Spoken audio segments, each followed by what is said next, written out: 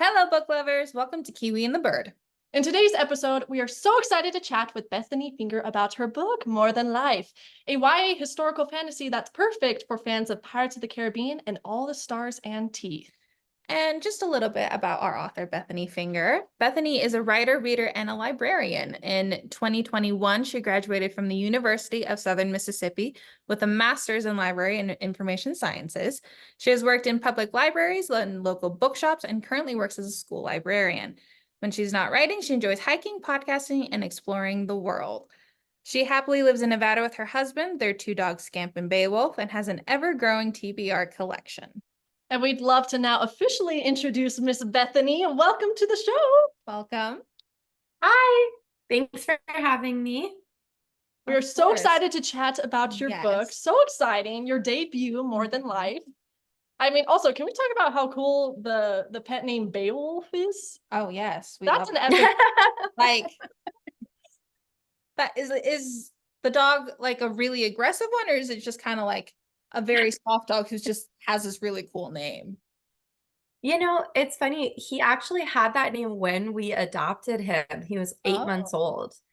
And honestly, maybe we should have changed it, but he'd already been through so much. We didn't want to change too much for him, but he's more like a Dopey or an Eeyore. Like he's the sweetest dog, but there's like not a lot going on up there.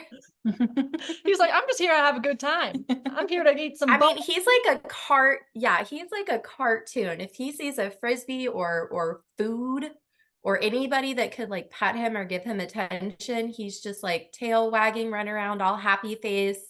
If he's like off leash, his like nose is down and his butt is in the air and he's just like Scoobying around the world. Like he's not a Beowulf, but he is very adventurous. I'll say that. Maybe that's the Beowulf in him, is that he's adventurous. I feel like I relate to him, actually. Yeah, just wants food, attention, a little bit of adventure. Yeah. But that's great.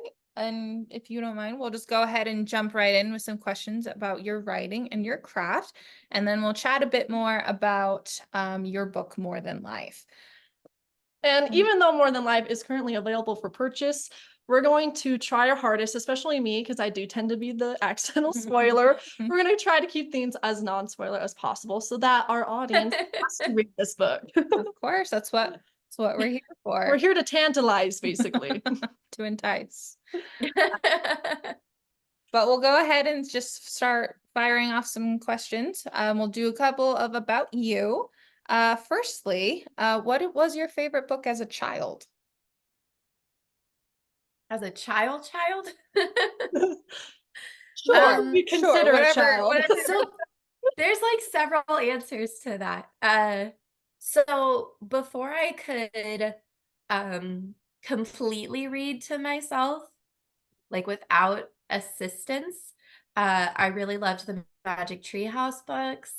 When I was about 7, I read Harry Potter all by myself because my parents were like, we are not reading that. So that like I'm one of those kids that was raised on like Harry Potter. And then like my first sort of young adult book that I really fell in love with that like got me into reading beyond like being a child reader would have been Princess Diaries by Meg Cabot. Oh, that's so fun. I do remember those books. I think those are actually some of the YA books that I started out with as well. Yeah, I was gonna say one just came out. She did one for quarantine. Oh, as like a quarantine project. So there is a Princess Quarantine book, and it's so fun. It's so funny. I highly recommend. Will Anne Hathaway act in that one too? Oh, let's hope. Gosh, I hope so. We need to bring her back. But that's great to know. I should check that out. I love too that you said Magic Treehouses, the Magic Treehouse series, because I was so obsessed with that when I was younger. And I think the main boy, Seth, when I was a kid, I had the biggest crush on him. I was like, oh, Seth, you know, so cute. There's a show I watched a while ago. There's a librarian podcast that I like to listen to and watch. And they mentioned that a lot of the Magic Treehouse books are getting turned into graphic novels now. So I'm really excited that hopefully like a whole new generation of kids is going to fall in love with them. Oh, absolutely. I mean, I work at our local library, and that's one that we always get holds for, and like people come in and asking for them, particularly for those graphic novels. So yes, it's a very popular series. Speaking of favorite books and growing up in things, what was there a particular moment in your life that made you decide, I want to become an author, I want to write a book? Don't even remember like moments. I thought about this when I was on my friend's podcast, Marissa Meyer, because I knew she was going to ask me like my author origin story. And I even talked to my mama about it. And I couldn't pinpoint like a specific time or even event, but I remember being really little and writing songs and writing poetry. I wrote my first book when I was 13, which I didn't even realize until a couple of months ago was actually a Babysitter's Club fan fiction. I don't. And then I think I was 18, I was in my first year of college, and I had written a short story for like my school newspaper, and they got it published in the Chicago Sun-Times, which is this really big newspaper in Illinois. And that was the first time I was like, this could be a job. I could like do this and get paid. So I've always been writing. This is just my first like breakthrough into an actual novel that was being published. That's great. I mean, that's quite an accomplishment. No, it's a major I mean, like we were talking about earlier, you're living the dream, you know, being a reader and then being in that space growing up, and now you're doing it. And that is so cool. I agree. You are the host of the Prince Kai Fan Pod, a very successful podcast that's kind of dedicated to Marissa Meyer. You are as well a school librarian and have worked in libraries for years. How would you say being involved in the book community has influenced your creative process? I would say before doing the podcast, I didn't really understand like even what Bookstagram was. I didn't even use my Instagram at that time. I just had it because everybody else had it. I didn't really get into social media until I started doing the podcast, and I did research on like, well, how do you promote a podcast? And it was like, oh, everything's on Instagram. And that was, 5.5, 6 years ago when I started the podcast. So it really opened my eyes to this whole idea of internet friendships and sort of built-in friendships with people you don't even know just because you have that common ground. Like we all love books, or we all love a book series, or we all love the same musician. And so being a part of that community has been, I would say for myself, very fulfilling because I was able to adapt myself in a way that I wouldn't have before. Even now, like I use my social media to promote my books. That's what you're supposed to do as an author. But I get sidetracked sometimes just reading people's reviews or watching their videos about the books that they were reading. Or like, I really love those videos where it's someone just like walking around a bookstore, just like throwing things in their cart. Those always make me really happy. The reader's dream, yes. Seriously. And also, you've been able to create such an amazing community online too. I mean, everyone's so involved, everyone's so supportive too. And not only talking about books in general, but then to be able to talk about yours too. And so, has it been kind of crazy to, be talking about other people's books, but now people are talking about your books? It's awkward. I it's exciting because I love talking about those characters or I wouldn't have created them. And I love talking about the world that I built up. Um, but it does the praise gets a little awkward because I'm kind of one of those shy of attention people. But I love just the conversation of like, oh, I loved this scene, or how did you write this scene? That conversation is fun for me.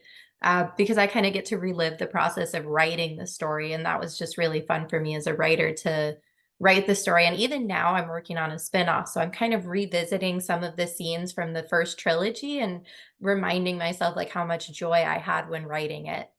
That's great. I mean, I also just wanted to mention to you that I actually do have, or I did have a couple of coworkers who were really big fans of your podcast. I don't currently work with them, but if they were still at the library that I work at, they would have been freaking out about this collaboration. That is so cool. Well, thank them if they're listening. Yeah, a little shout out to them. You know who you are. I won't name drop, but you know who you are. But now that we've kind of like introduced More Than Life a little bit, I think we got to hop into it. So let's dive into the synopsis. I'm going to read it. I'm going to cross my fingers that I can get through it without stumbling or gulping or, whatever awkward sounds might come out. So let's do a little maestro finessing. Vocal exercises. All right, here's the synopsis to More Than Life. The day that death comes knocking on 19-year-old Cordelia Kimball's door, her life falls apart. Not only has she lost her beloved father, an honorable and high-ranking sea captain, but the high society that once welcomed her is now eager to cast her off. Left alone in the world, Cordelia seeks a life as a barmaid, unaware. See, there we go. That's what I was worried about, right there. Unaware of the secrets her father kept before his passing. One of those secrets is Jaspar Marlowe, the great captain's trusted friend and mentee. Charged to deliver the captain's daughter a mysterious letter, Jaspar is keen to return to his lifelong mission, finding the mythical Quilaris, an island said to grant eternal life. A legend to most, but a potential curse breaker for Jaspar. Bound by fate, Cordelia and Jaspar must team up and use the captain's letter to locate and protect Quilaris from the shadowy grasp of an evil sorcerer, before all chances of power and immortality are lost with the sea. Woo, guys, I'm not gonna lie, I'm sweating right now. That was a little. I'm not gonna lie, that was a beautiful summary. Whoever wrote that was lovely. Oh, thank you. That was all Taylor, let me tell you. Oh, Beautiful. I love it. But as alluded to in the synopsis, More Than Life is told through multiple perspectives, primarily Cordelia and Jaspar's. After her father's passing, Cordelia has to deal with the aftermath of losing her home and status, leading her to debut as a barmaid. With this, how did you want to balance Cordelia's contrasting past and present to shape the current story? In her growing arc, which of Cordelia's core aspects did you want to keep as she grew into her new character? So I wanted her to be like real and authentic.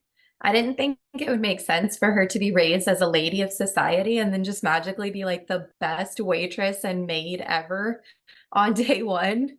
She needed to stumble. She needed to get there. And then with that, the main like component that she kept was just her pride in her work and pride in her progress as a person and pride in what she was trying to accomplish, because she wasn't a good waitress, she wasn't a good maid, but she wanted to be. And she may have whined a lot about it along the way, but it was important to her to reach those goals, to strive and do better and make those accomplishments. And it gave her something to focus on when the other focuses in her life were just too hard to bear. Yeah, I really loved Cordelia as a character, specifically because we watched her struggle. I think that's something that is often kind of overlooked in stories, is just like, oh, this person suffered, but we never get to see how they suffered or like how they changed through it, because we don't get to see the journey. And so with Cordelia, I really, really enjoyed seeing her kind of fall from high society and kind of struggle in her new life and learn how she's going to be, or like how she's going to be this new person.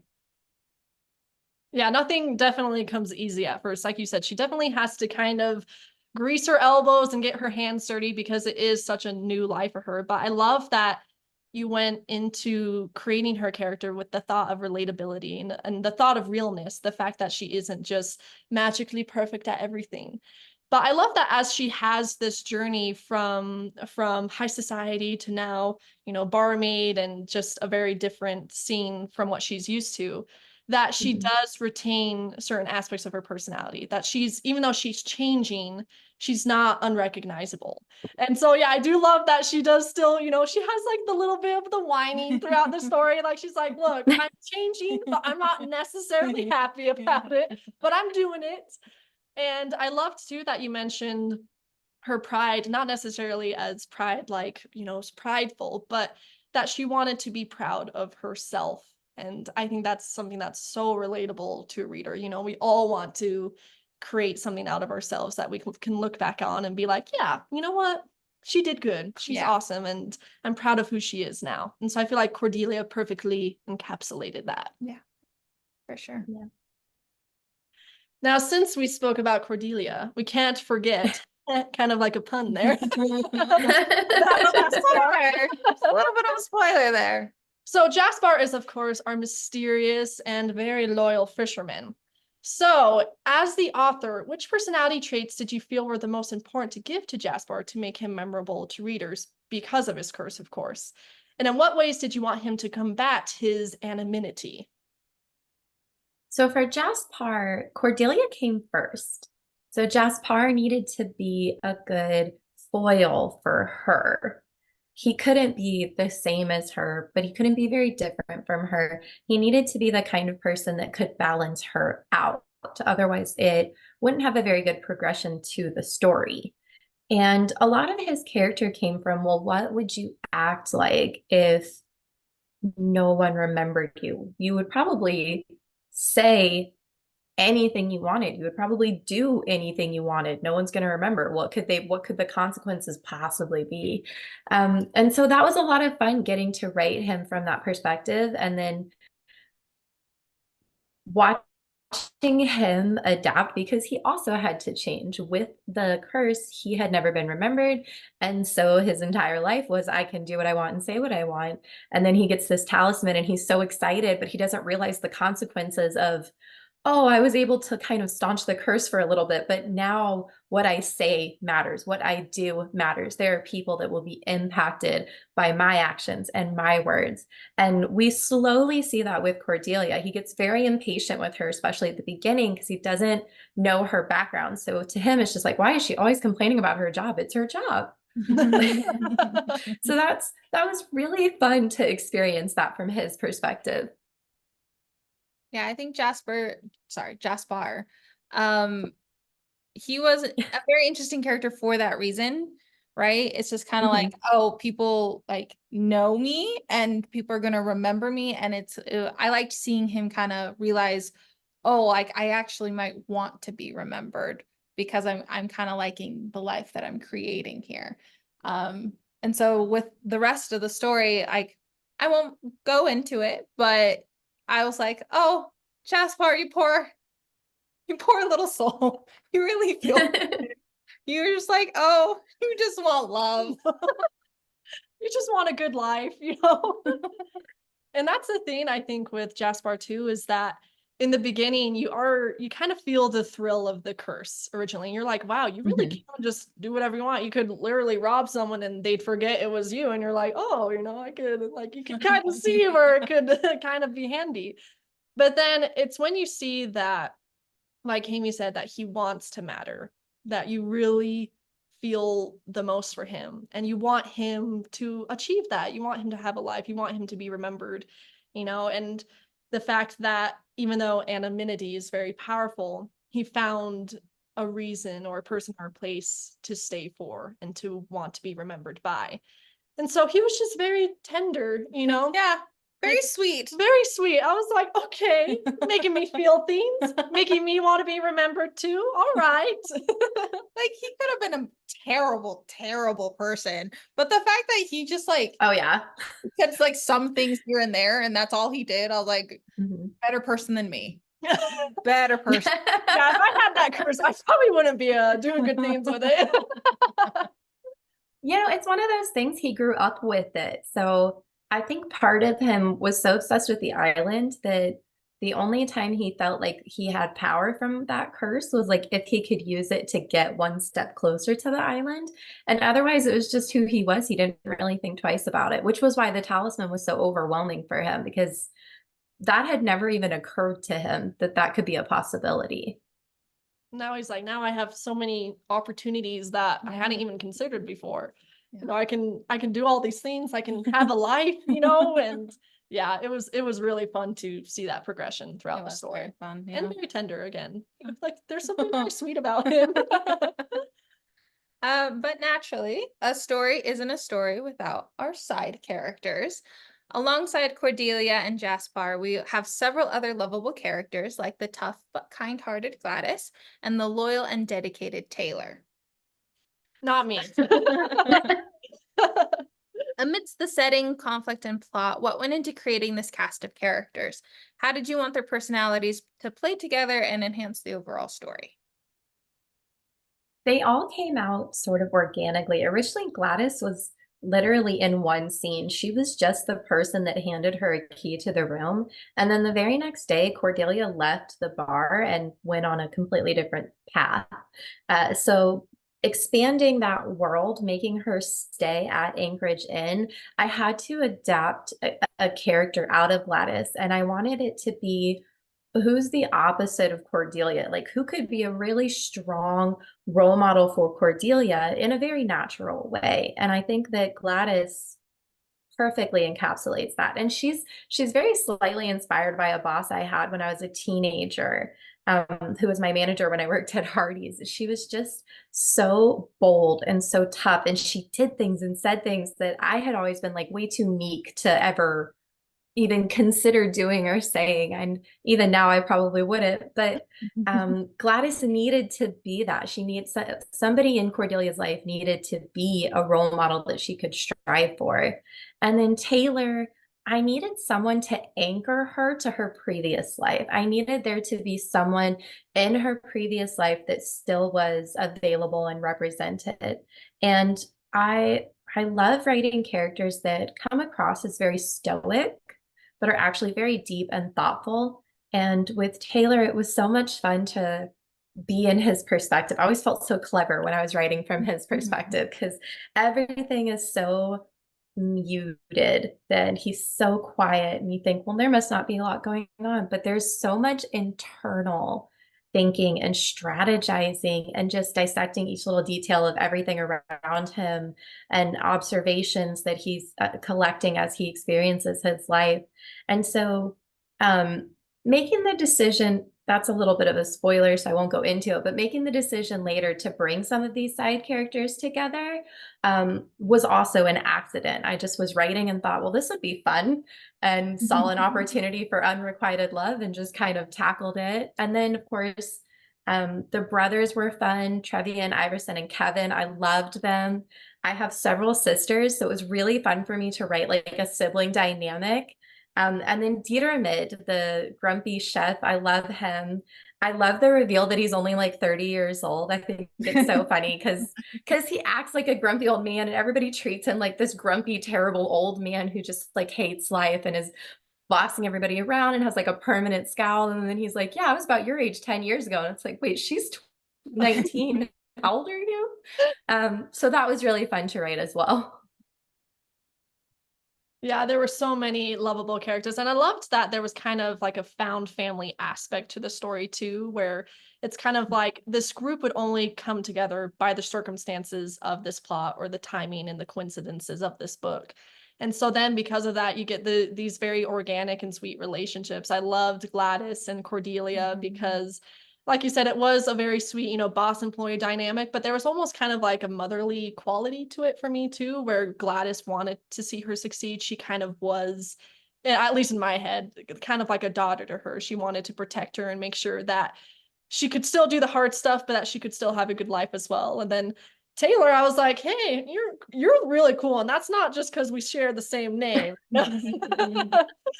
But he did seem very, very layered, even though he was stoic and maybe initially you feel like, oh, kind of maybe a stone wall. Everything he says packs a punch. And so I did like that he kind of brought that aspect to the story. He had those different qualities and traits to him.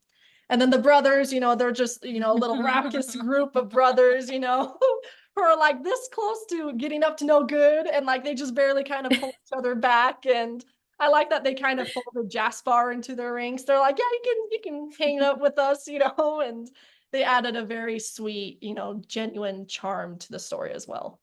Yeah, I absolutely agree.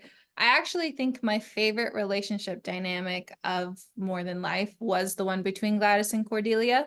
Like, I did like the romance, and we'll get to that in a second. My favorite relationship dynamic was definitely between Cordelia and Gladys, just because we see both of the characters evolve, and we see how they're evolving together, and how I really like how you said that she had to be the opposite of Cordelia, and you absolutely see that because she's she's very strict and kind of hard, but she's so loving and she's not afraid to show it. And just to see how they're all, how Cordelia and Gladys just kind of become so essential to each other's lives. And even in like at the end, you still think of Gladys and you think, oh, like what's gonna happen with her? What is their relationship gonna look like? So I think, yeah, for me, Gladys and Cordelia were just so sweet. And I want to see so much more of them. I was like, group hug, you two, get in here. But should we move on? Maybe just a little bit. Yeah, should we? All right, let's move on to the setting. Hoo-hoo, little evil laughter, except I didn't laugh. Anyways. More Than Life is a historical fantasy set in the kingdom of Myceria, a 17th century inspired coastal region known for raging storms and pasting whispers about Quillarus, a mythical island that can heal any ailment, which, you know, I would like to find that island myself. Nice. As you are in this fun and blended genre, what was the process behind weaving together the magical with the historical? And while writing, were there times where it felt like one was wanting to overtake the other? Or did you feel like you had a pretty good idea of what you wanted things to look like from the get-go? So originally there was no magic. It was just historical fiction. Everything is based on Ireland and Wales because that's where my father's family is from. And this whole trilogy was like a love letter to him. And I had an idea for a scene where they were like trying to cook fish and somebody like finger gunned a bullet of fire to cook the fish. Only I couldn't see that because there was no magic in the book. So I went back and put magic in the book. And then that scene got cut anyways. Just for that one awesome scene. I love Just that. for that one scene. So the world building was so much fun because I based it on a real place, but it wasn't actually a real place. I got to be very flexible. And some of the research came about from one scene or the other. There's a scene in, I think, chapter 10, maybe chapter 12, where she goes outside on her like break to cool off because it's loud and she's exhausted, and she like sees Jazz sitting there and they have a conversation. And I really wanted him to give her his cloak for that scene. I don't know why. I just really wanted that moment. But then I was like, well, it's July. Is it cold? So then that went down a rabbit hole of what is the temperature in 18th century Ireland on the coast at night in July. Turns out it's about 50 to 65 degrees. Perfectly good weather for a cloak, so it's fine. But that led me into this whole rabbit hole of different aspects that I ended up including within different parts of the book, including the lavender fields or the cotton bog, or even just the creek in that forest, like the imagination of having a forest that was so small and yet so lush. And it was just basically this border in between two villages, but it created a space that felt more real for me as the writer. And then the more real it felt as the writer, the easier it was for me to tap into it while I was describing those settings and those locations. I find it so interesting that it seems like so much of your setting was expanded or grown or became more detailed because of the research for the cloak scene. Yeah. I love that all came about because you're like, wait, is it plausible for a cloak to be necessitated right here? Yeah, I love how most of like the magic and like the whole world building, all of those were based on like just one scene that you wanted to have in your book. Mm-hmm. And I honestly, if I were to write a book, that's probably how I would go about things as well. Just like, hey, how am I going to make this scene happen? And that makes sense to my story. Like that idea I had was so cool that I now need to expand all of this into it. I mean, even now with the spinoff, there's stuff like that where I have an idea for, I actually finished. So the spinoff I'm working on is a 2-book, it's a duology. And I finished book 1 weeks ago, but then I had an idea for like a main component of one of the main characters. And I was like, oh, I love this idea, but I didn't establish it. So I'm actually rewriting the entire first book just so I can conclude this one component. So it's going to get expanded quite a bit. I hopefully improve the story a lot, but it's interesting how often that works out. I love too how it seems like you're in a way flexible with your writing, where when you are inspired, like you do add that inspiration and that passion into the book, and that, because I know there's like a lot of debates and dilemmas between, you know, pantsing or organizing and things like that. So I love that you're like, no, you know what, that was cool, and I'm gonna make it work in this. Yeah. But on to our next question. In More Than Life, there are magical islands, ships, and pirates, fishing, delicious homely meals, and powers. In creating your setting, did any particular myths or works of fiction inspire your aesthetic? Did you draw anything from personal experience? So Quolaris is very heavily inspired by Atlantis, Lemuria, Mu, Kaliaka, just the various, you know, sort of mythical or lost islands and cultures that we've had throughout history. And getting to write about that was just a lot of knowledge that I've always had in my head because I find that stuff fascinating, but there's never been anything to do with it. It's like all that Harry Potter trivia, it just sits there and I don't really have a use for that skill. So getting to use that skill for the book was great. I already had a ton of knowledge and I was able to tap into that and then of course expand the research as I went.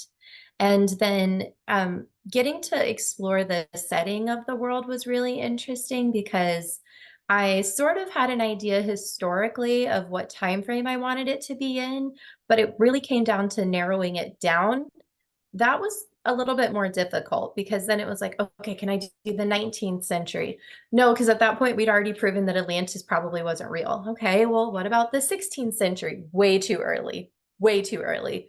Can't have any of this cool barmaid and fallen in love stuff if it's the 16th century. So a lot of it came down to like trying to figure out exactly which century would be plausible. And there is a little bit of a stretch in terms of like two people falling in love when it wasn't like an arranged marriage in the 18th century. But hopefully readers will give me the suspension of disbelief because romance is the payoff. Oh, romance is always I will I will suspend any disbelief for romance. I'll just say that right now. But no, I felt like in terms of the romance, and I know we'll get into it later in things, but I felt like it did seem plausible given that she was like, I felt like the way that you did it felt realistic within that time frame and things. But I love too that you were inspired by Atlantis and things like that. And that's kind of what gave me the Pirates of the Caribbean vibes, was that you have like these little magical tidbits and these myths and these histories that feel so old, and so they instantly grab your intrigue and they make you want to learn more. Then you're like, oh, eternal life, and you know, like you kind of get swept up in it, kind of like they did back then, and in the search for it. So I think that having those having the historical with the magical definitely added that intrigue and that sense of adventure and made you want to become either a barmaiden or a pirate yourself. It's actually my career choice now. Barmaid sounds great. That was an interesting decision too, because originally it wasn't even pirates, it was just bandits. And then I thought, well, it's a seafaring kingdom, they should have pirates. And then I thought, why do I have boring pirates in a magical world? So that's where the idea for Sidons came into play. I wanted it to be something that wasn't just like, you know, a regular old swashbuckler stealing people's stuff off the ship. I wanted them to have a purpose. I wanted them to be influential in the story and not just part of the backdrop. And so that was really fun too, getting to figure out what those creatures might have been made of. How were they created? How did they act? What did they look like? What were their mannerisms? What did they eat? How did they fight others? Who were they fighting? What was their actual target? You know, was it just that they like to steal stuff, or did they have a bigger plan in motion that, you know, maybe the outsiders weren't really prepared for? So that was a lot of fun to explore that too. You definitely feel that. I think when I was reading, I was kind of picturing, I was like, oh yeah, this is very Pirates of the Caribbean, but I was like, oh, but there's something that's missing. Like what? It's something else. And in my head, I was like, it's Atlantis, but it's not, because that's very like 1910s era. And I was like, that's not this thing. So it was like, I spent so much of the time just being like, what is this reminding me of? So just like hearing you speak about that and like how like so many different things came in, it makes me feel a lot better for not being able to pinpoint it. Because you added your unique spin and touch to it, you know, it's like, and I love that you had so many questions that you were answering about the Sidons, the pirates as well, of you know, how do I want them to look in my world? How can I, you know, add how can I answer these questions and, you know, have that impact the plot or smaller themes or things like that. And I liked too that the pirates are just kind of like going ham in the background of the story. Like you just hear hints of them throughout, like they're like, oh yeah, they just took down this ship and that, like they're up to no good basically. I loved having like those little rumors threaded throughout as, you know, a good little, I don't know if this is too spoilery, but as like a little foreshadow, if you will. Yes. I don't know. So that was actually my editor's idea. Originally, they were kind of one of those surprise bad guys that showed up later in the story. And my publisher and my editor, you know, they both got back to me and they were like, okay, but these guys are actually really cool and really fun. Like, can you find a way to just like put them in other places? Because, you know, they're really great characters and it seems kind of a waste to only have them in one or two scenes. And I was like, oh, sure.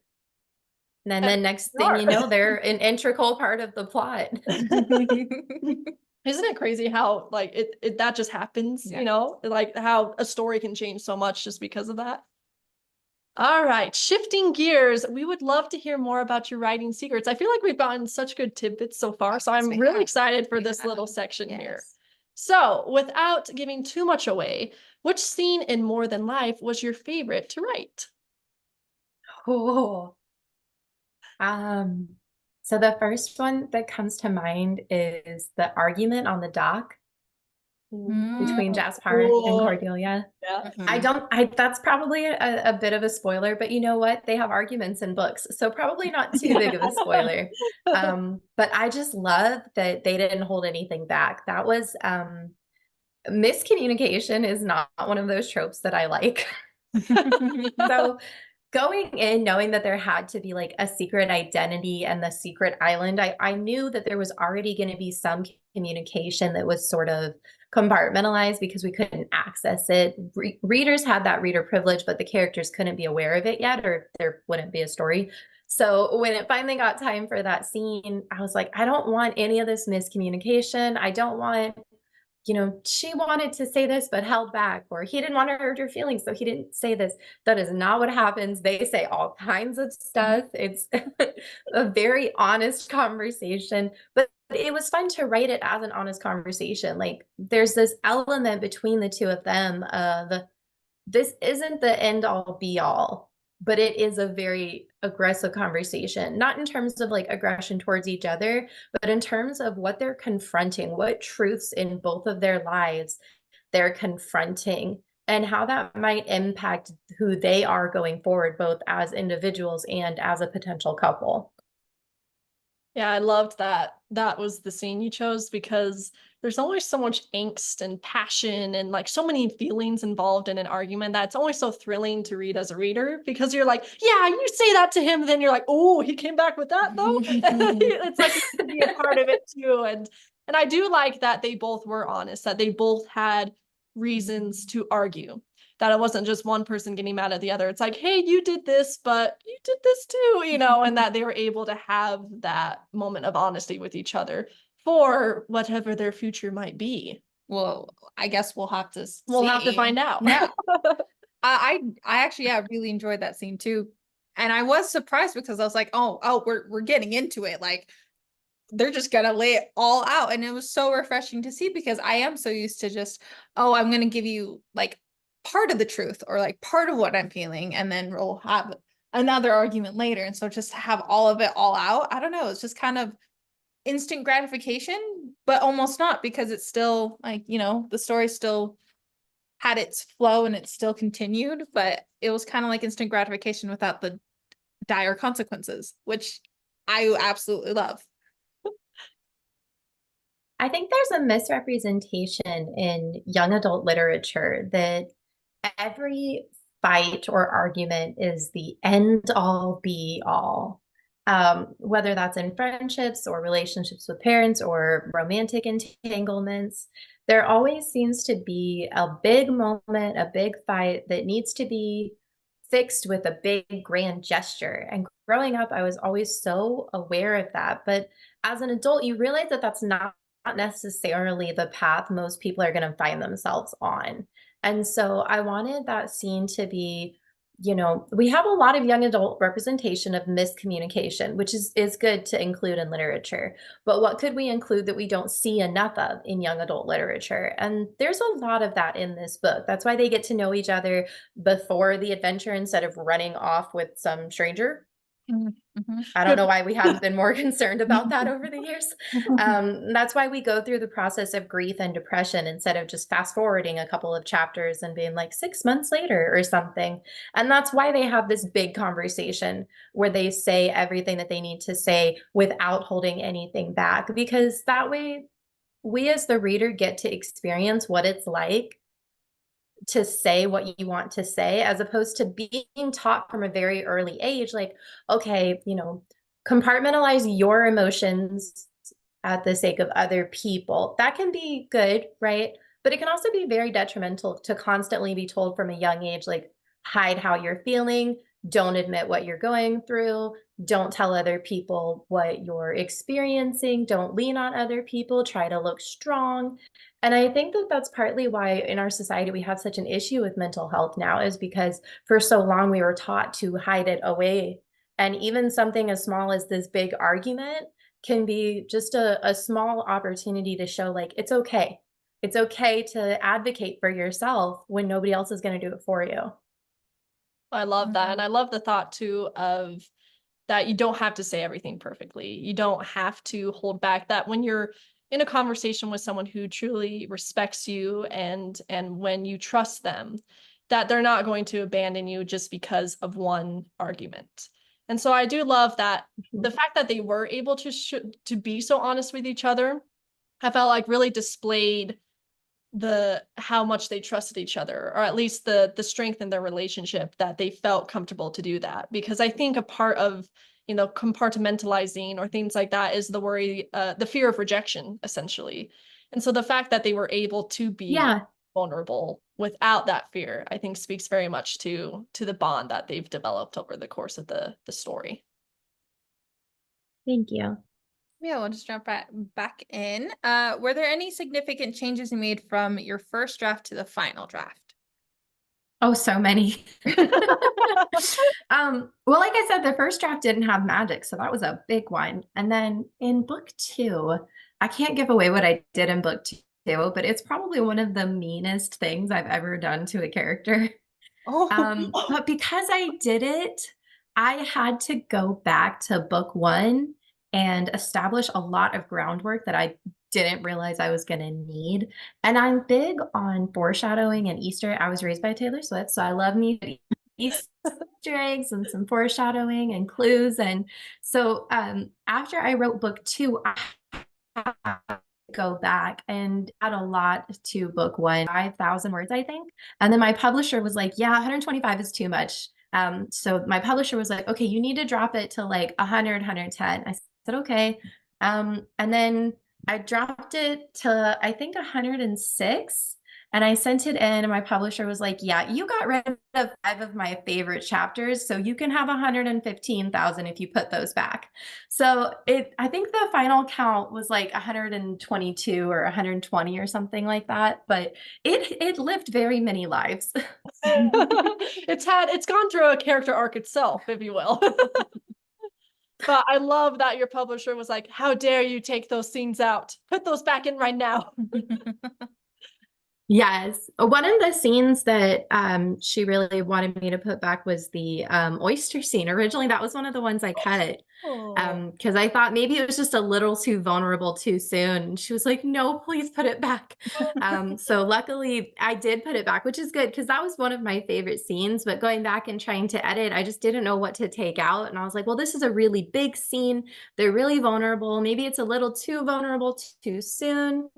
But that's the benefit of having publishers and editors, is you get feedback and you're like, I love this scene, but does that mean everybody loves this scene?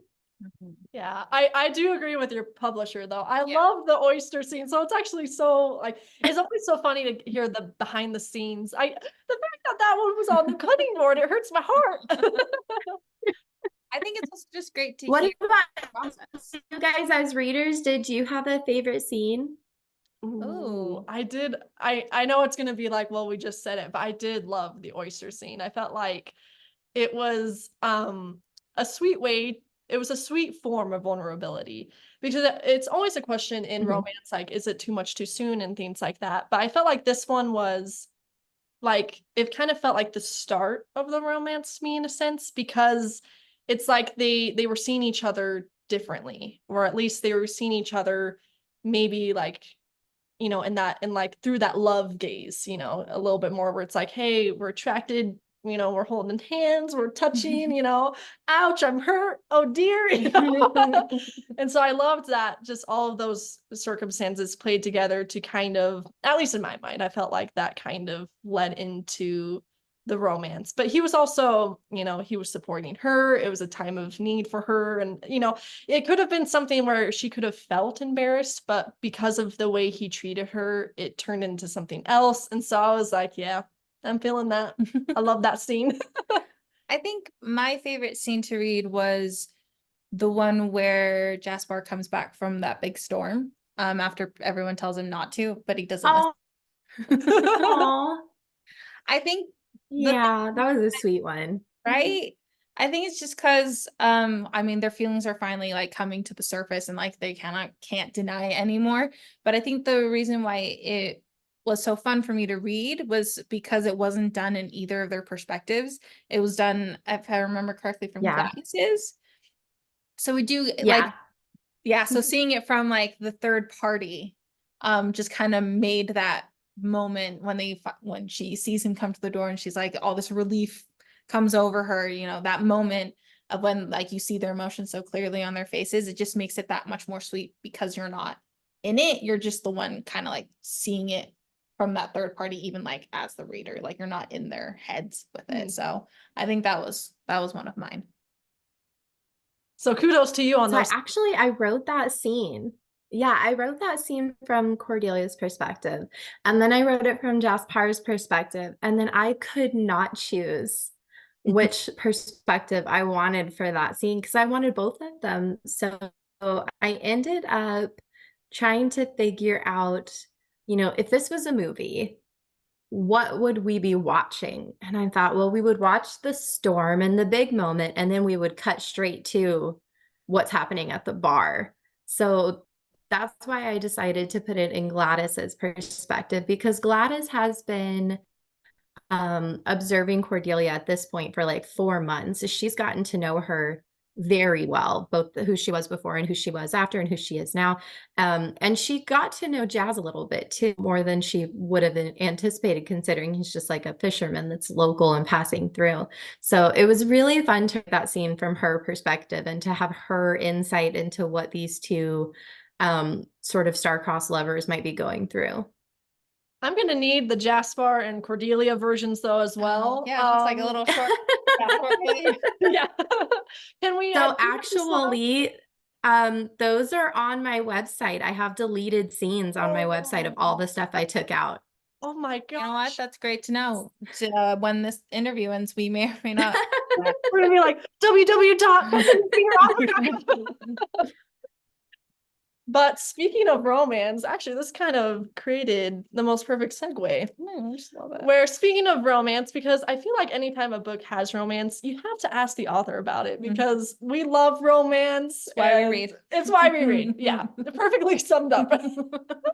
And so, what was your strategy for writing the really sweet and tender romance in this book? And for someone else who's a writer, an aspiring writer, you know, what would be your advice for creating a passionate couple? So for me, I have been married for 11 years. So I've been with my husband for a very long time, but we had a slow burn romance. So Oh, slow burn is my bread and butter. I'm great at writing slow burns. Insta love, not so much. But slow burn, I'm really good at that slow burn, especially that like initial animosity when you first meet someone new and you don't really know if you like them or not yet. And so with the two of them, I just wanted those beginner tender moments, kind of like when you're in high school and you have a crush, you know, did his eyes linger on me in the hallway, or was I looking, you know, was I looking for him to do that? Did he mean to brush my hand, or was I wistful thinking and look, we're in this close proximity again. Oh, what are we going to do with this kind of situation? So it was really fun to combine those two elements into this story, especially with two people who are so closed off.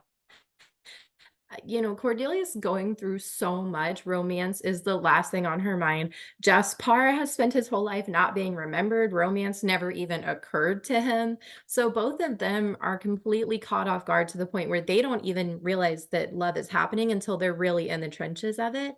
And that was fun to write too. And again, book two, something that happens in book two kind of inspired a lot of those scenes because I needed to have that foundation built for the big plot twist I did in book two. So go read book two. When you get to chapter 5, you'll know exactly what I'm talking about. Book 2 is stressing me out a little. I'm not gonna lie, I'm kind of scared. But that actually might be the perfect segue for our next question, which is, did you have any evil author moments while writing this book? Meaning when you wrote something you knew would pain or aggravate readers, but still cackled as you included it.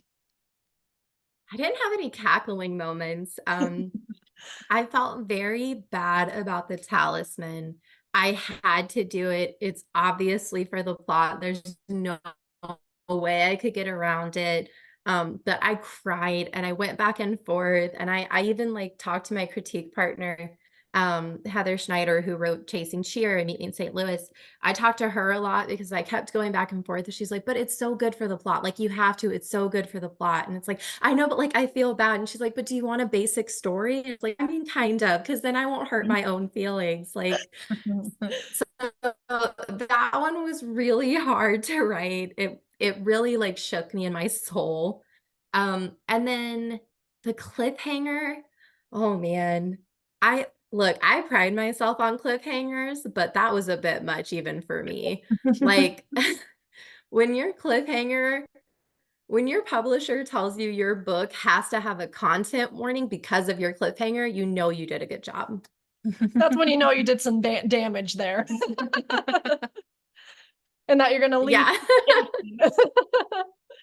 Oh yeah. Even my mom, when my mom got to that part, she was like, I'm really proud, but I raised she's like, did I raise a monster? And I was like, yeah, maybe. You're like, hey, but I felt bad about it. So, does at that least make there's you more? Yeah. Yeah. Yeah. But it makes people want to read book 2. And as authors, that's our goal, right? Please read the next one. Yep. Exactly. No, I definitely felt like that cliffhanger was an evil author moment where you're like, dang it, author, why would you do this to me? But also, I wouldn't mind if you did it again because it gets my emotions going. But you know what? I'm a very gracious author because I'm a reader first. I always think of myself as a reader first and an author second, which is why all of my books are out. Since I already wrote them, so I just put them out. So all 3 are available. If you guys get to the cliffhanger and you're mad at me, just keep reading. Because you're there for us. Yeah. You know what the readers need. Yes. Yeah. Well, it's hard as a reader waiting a year, 2 years, 3 years, 17 years, Game of Thrones. You get to those cliffhangers and you have to wait so long for the next book. And I never publish a book if I haven't already written all the sequels. Oh, wow. So Cool. I was like, am I really going to gatekeep book 2 and book 3 when they're already written just to follow a publishing pattern? So that's why they're all available. And even right now with the duology, it's 2 books. So I'm not going to publish book 1 until I've completely written book 2, because that way, if I need to change anything, I still have the opportunity to do so. That's a good awesome. point. Yeah, no, that's a really great way to go about it. Out of curiosity too, does that lengthen the publishing period then? Because I don't know, obviously how directly the publishing world works, but I always thought the year was because authors, of course, had that time to write. So when you do, 2 or 3 books, is it then years of writing and then you get them all published at once? I can't speak for everybody because it's probably different for each publisher and each manager and each agent.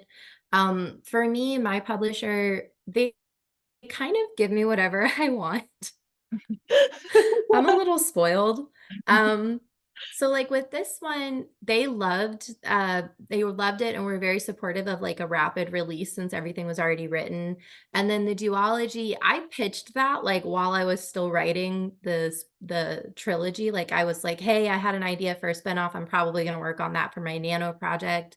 And I've been working on it ever since. And even with that, you know, I was talking to my manager and she was like, well, you know, when do you want it to come out? And when do you want to give us your manuscript? Like, what do you want your deadline to be? So even my deadline, I got to pick and say, I want to give you my book on this day. And even the publishing date for the next two books, I got to say, okay, I want it to come out this month of this year at this time.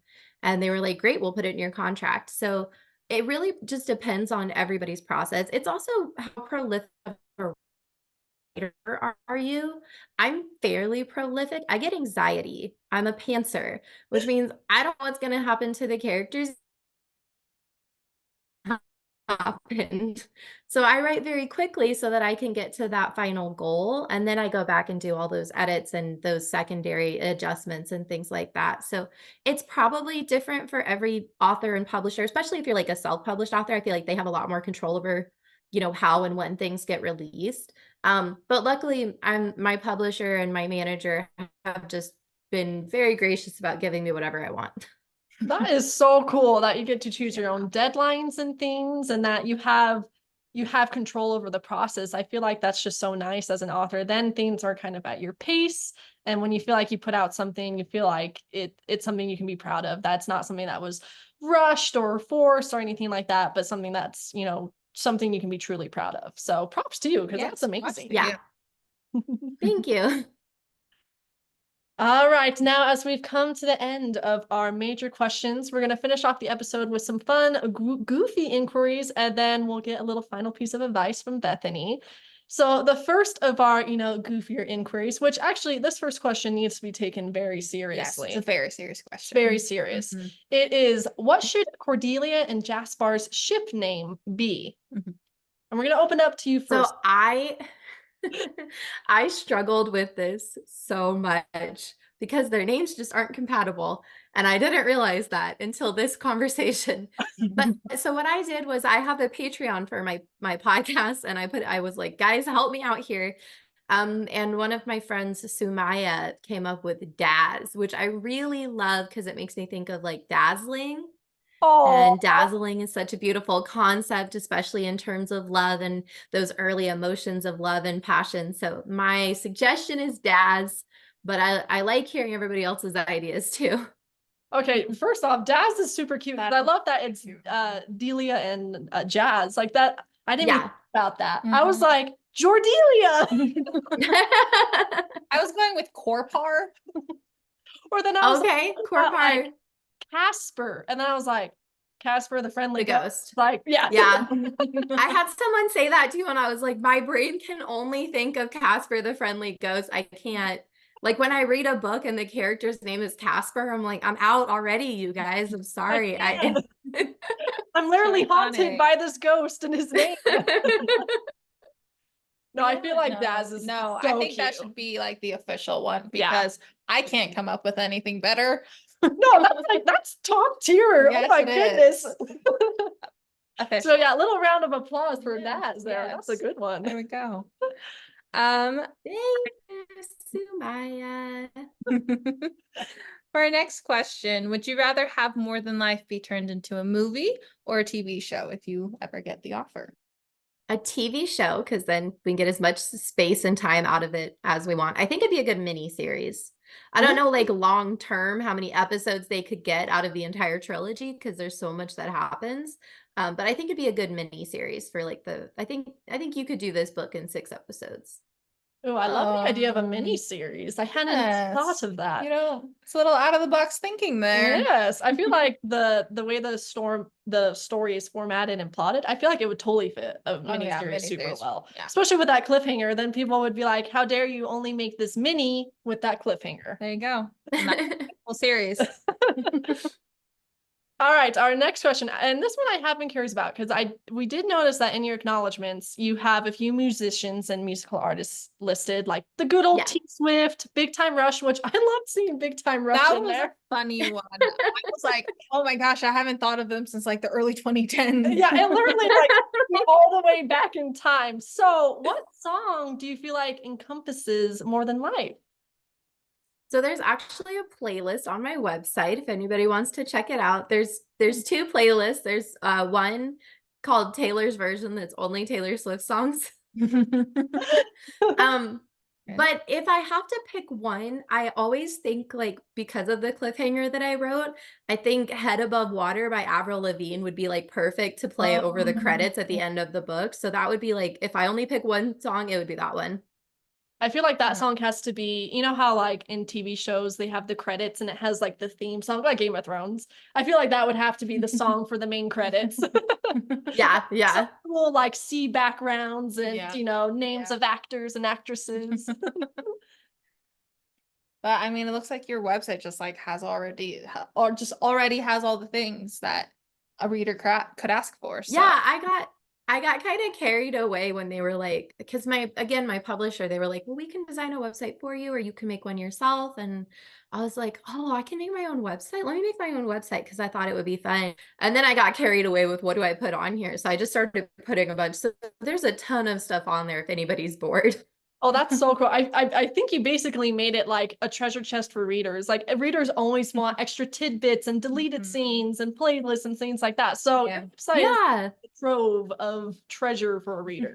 Trove of I mean, something something I just added a couple weeks ago. There's a map in the book. But I actually made a map of Anchorage Inn and one of Jaspar's Cay and one of a location from book 2. And I'm working on a map right now of Polaris. So that's something people can check out on my website too, is I made all these fun maps. I made them for myself, but why not share them with everybody? Oh, I love that. There you go. Oh my goodness. And so you hand drew them? No, gosh, no, I'm not that talented. There's a website called Ink Art. Oh, cool. And I used it. Okay, that's awesome. That's good to know too. I mean, I can really tell you're a reader first. Like, you know all the things. Yeah. You have all the resources. With our next question, this is one that we ask all our authors just because it's just like a little fun one. Did you find yourself Googling any hilarious questions for this book? Okay, so I could not remember if I'm working on the spinoff right now. So could I say that one? Oh, of course. Yeah, Yes, go for it. Okay, so it also takes place in the 18th century, and I wrote a scene about a waltz, and then I realized they didn't have waltzes in the 18th century. Oh no. So then it became a massive rabbit hole of, well, what dances did they do? And then honestly, guys, those dances are lame. Some of them, I looked up like little videos and stuff. It was like 8 hours of watching random ballroom dance videos of dances that were popular in the 18th century until I found one that I liked. And guys, it's for one sentence in one scene. That just shows you're dedicated though, right? You're willing to go the extra mile. All because there are Yeah, I don't know if anybody will notice. So were the other dances just like, I don't know, awkward swaying? Or like no quadrilles? Yeah. It was the quadrilles, and then some of it was like, if you've ever watched Pride and Prejudice, some of it was like those, but where they don't touch. Some of those where they don't touch are quite beautiful. I included one of them in More Than Life. And then some of them, it's just very awkward the way that the movements interact and how they avoid touching. And I wanted it to be like, if they were going to avoid touching, it needed to be in a romantic way where it's like, oh, they're almost touching. So we have that close proximity. Or if they are touching, it needs to be a moment of like physical touch and flirtation and the beginning stones of their relationship. So it's just a matter of finding one that didn't look awkward when I was watching it on the video. And then I was like, okay, well now if I can imagine it being romantic, then I can write that it's romantic. Who knew that there were such awkward dances back then? Who knew Pride and Prejudice was so much more than we thought they did? Seriously. Well, that's a good answer for the Google question. I like that. That's a good one. And for our last goofy question, from your cast of characters, which one would be your best friend, the worst roommate, and your soulmate in real life? I think Diarmid would be a terrible roommate. I think I think he would get mad over everything. You slammed the door. You didn't open the window the right way. Is that your sock on your side of the like he would be a terrible roommate. That man just wants to be left alone. I would love to be best friends with Iverson. I think we could get into so much trouble. I think he's so much fun. I would like to say that like I'm thoughtful and provoking, and maybe I could have like a really smart conversation to be friends with Taylor. But I honestly don't think I'm smart enough to be friends with Taylor. But I think Iverson and I could get into some real mischief. And then who would I fall in love with? Was that the other one? Yeah, like who would be your Soulmate. soulmate? Yeah. Oh my gosh. I mean, I want to say Jasper because I fell in love with him while I was writing it, but he's nothing like my husband, so that doesn't work. Honestly, Taylor is a lot like my husband. My husband is very stoic, very sort of complicated and layered person, but comes across as kind of stoic and this type of person that doesn't really input their emotions. They're kind of under the surface. So I guess Taylor would be my soulmate because that's the most like the person that is my soulmate. Oh, okay. That's a good answer. Yeah. That's adorable. I just felt really single in that moment. Yeah. I'm sorry. You're just fine. And so will be the last question of this episode. We would love to just grab a final word of advice from you. What conventional or unconventional advice would you give to an aspiring author? Ooh. So I would say conventional is, I would say like, if you're not passionate about a project, move on. Something I've learned very recently from young authors is that they get very trapped in this idea that they have to finish a project that they started, even if they lose any love or passion for that project. So I would say like, make sure that what you're doing, you're happy, you're spending your time working on it because it's going to show in your writing. And then unconventional, that could be fun. What do I say to that? Find a snack that you like that is not messy. Oh, that is my unconventional advice. For me, it's tiny marshmallows. Oh, those are not messy and I can kind of munch on them. So yeah, find a snack that isn't messy that you can still eat while you're working. I love that. That's Yes. snack inspiration right there. Yeah. You know what? I feel motivated to work now. And I also want marshmallows. You might go get some at the store. No, I love those two pieces of advice. I love that you mentioned passion too, just because as a reader, it does feel like you can tell when the author's enjoying writing the story, when it has their heart in it. And so even if it's just taking a break from that project for right now until maybe that passion can reignite or, whatever it might be, passion is such a powerful piece to it all. So I just loved that was your advice. That was really good advice. We really appreciate that. And it made us hungry. Yes. Yeah, I recommend marshmallows. But let's just go ahead and start with the outro. Yeah, let's do it. Okay. Thank you so much for joining us for today's episode, and thank you, Bethany, for letting us interview you about More Than Life. Once more, More Than Life is currently available on Amazon and at Barnes & Noble, so go check it out. And be sure to follow Bethany on social media. On Instagram, she goes at, goodness. I had to mess up at some point, and here we are at the end. On Instagram, she goes by at Bethanie Finger Author, and her website, which if you couldn't tell from this episode, is literally amazing and has every resource on the planet. Go check it out. Is www.bethaniefingerauthor.com. Yes. Bethany, would you like to say our outro? I don't know. Do I? Can I tell people though that book 2 and book 3 are also on Kindle Unlimited now. So if you're a Kindle Unlimited fan, you can read More Than Life, More Than Legend, and More Than Love on Kindle Unlimited. So that's exciting. There you go. Yeah. And also the titles, they match. Yes, in such a satisfying way. Yes, we love when titles actually make sense. Yeah. Thank you guys so much for having me. This was so much fun. Thank you so much for joining. Yeah, this was such a fun conversation. I love just hearing about your process and just like I could feel like a lot of your personality with your little tidbits here and there, and it was just really fun to see the person behind this book. And also too behind your account too, because I think we connected in like, I want to say maybe 2020 things. And so Yeah, I want to say it was several years ago at this point. it's so fun Yeah. that we've kind of had like the little Instagram messages here and there, and then now we can connect with you virtually. So thank you so much for joining us. Yes, we really appreciate it. Yeah, I was actually thinking of that. I was like, I can't remember if I've ever recorded with them or not. Yeah, I don't think we I think this is the have. first time. Yeah. Yeah. But Yeah, I know think, we've always like- talked, like we're very like we both have podcasts, so we talk podcasts, but I don't think we've ever, I think this is our first time actually recording together. Yeah, it's like our little communal debut, if you will. Oh, cute.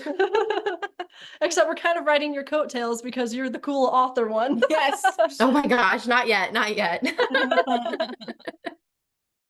And remember, like a library, at Kiwi the Bird, happens.